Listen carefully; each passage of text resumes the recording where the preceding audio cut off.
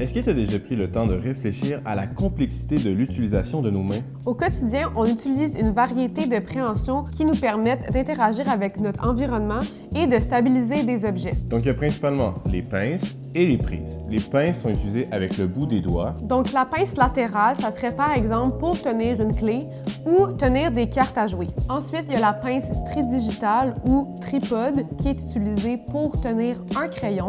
Et subterminale et terminale qui permettent de prendre des plus petits objets, comme par exemple une vis. Et ensuite, on a les prises qui sont des types de préhension un peu plus globales. D'abord, il y a la prise sphérique qui nous permettrait de tenir une balle ou de tourner une poignée de porte qui est ronde. Les prises cylindriques, elles, se divisent en deux types. Il y a les transverses, qui permettent par exemple de tenir une bouteille ou un bâton, puis les longitudinales qui permettent par exemple de tenir un téléphone.